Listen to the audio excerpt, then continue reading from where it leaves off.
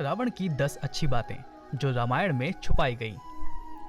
मित्रों, हम खासकर रावण को हवस का पुजारी और एक बहुत बड़ा राक्षस मानते हैं, क्योंकि हमारे समाज में उसके अच्छे कर्मों को छुपाया गया है ताकि उसकी बुरी बातों को उजागर किया जा सके। लेकिन कई पुराण ऐसे भी हैं जिसमें रावण के बारे में अच्छी अच्छी बातें बताई गई हैं।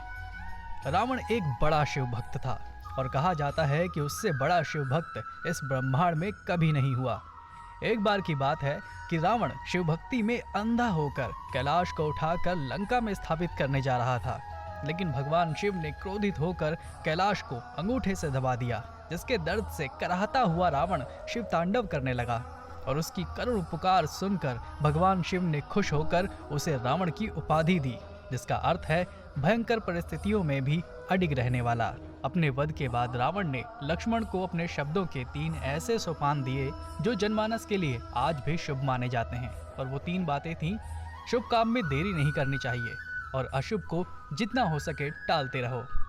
शत्रु और रोग को कभी भी छोटा नहीं समझना चाहिए।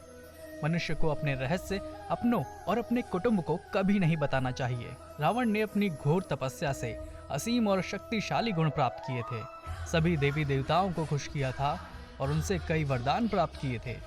देवलोक पर अपनी शक्ति जमाकर उसने सभी देवी देवताओं को बंदी भी बनाया था, अपनी लंका में भी रखा था।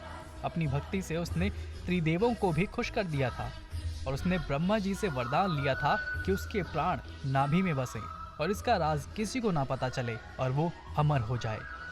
इसी कारणों से युद्ध में रावण को हरा पाना बहुत मुश्किल रहा था। रावण की पिता एक ब्राह्मण और माता एक राक्षसी थी। यही कारण था कि उसमें ब्राह्मणों वाला ज्ञान और राक्षसों वाली प्रवृत्ति दोनों आ गई थी। कहा जाता है कि कैकसी ने अशुभ समय में गर्भ धारण किया था, इसलिए रावण और कुंभकर्ण जैसे 2 राक्षसों का जन्म हुआ था। रावण ने अपनी बुद्धिमता और मायावी शक्तियों से इंद्र और शनिदेव जैसे देवताओं को भी बंदी बनाया था।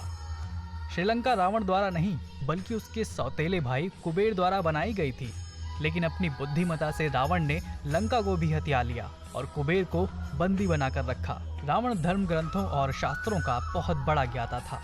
उसे पंडित भी कहा जाता था क्योंकि उसने कई पुस्तक और आध्यात्मिक शास्त्रों की रचना भी की थी, जिसमें सबसे प्रसिद्ध है रावण के द्वारा लिखी गई लाल पुस्तक, जिसमें तंत्र विद्या का ज्ञान समाहित है। और आज भी कई महान पंडित कुंडली पढ़ने और तांत्रिक लोग तंत्र शक्तियां पाने के लिए इसका इस्तेमाल करते हैं। रावण राज में श्रीलंका की प्रजा समृद्ध हुआ करती थी, इसलिए वहां की प्रजा रावण को भगवान के तौर पर आज भी पूजती है। इतना ही नहीं, भारत के कुछ हिस्सों के साथ साथ रावण की पूजा कई अन्य देशों में भी की जाती है, जहां दशहरे के दिन रावण को जलाया नहीं जाता बल्कि इनकी पूजा की जाती है। रावण स्त्रियों का बहुत सम्मान करता था और उसे अपने परिवार से भी बेहद लगाव था। तभी तो लक्ष्मण द्वारा शूर्पणखा की नाक काटे जाने पर रावण ने क्रोध में आकर सीता मैया को बंदी बना लिया था। अपहरण के बाद उसने लंका ले जाकर भी कभी सीता मैया के साथ जबरदस्ती नहीं की और ना ही कभी उन्हें छूने की कोशिश की। आज के समय में रावण को हवस का पुजारी बताया जाता है, जो कि शायद गलत है। मृत्यु के बाद रावण का शव कहाँ ले जाया गया, इसके बारे में किसी को भी नहीं पता चला, लेकिन मान्यता है कि रावण की मृत्यु के बाद नाग जाति के लोगों ने उसके शव को संजीवनी बूटी देकर पुनर्जीवित करने की मंशा से अपने साथ ले जाना उचित समझा।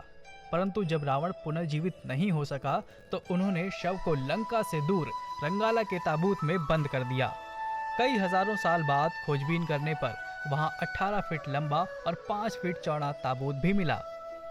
रावण वीणा बजाने और नृत्य संगीत आदि कला विधाओं में भी कुशल था, जिसके बलबूते उसने अपने गुणों से ही ब्रह्मा, विष्णु, महेश यानी त्रिदेवों के साथ साथ अन्य देवताओं को भी प्रसन्न कर दिया था, जिसके फलस्वरूप उसके पास कई शक्तियां वरदान के रूप में आई।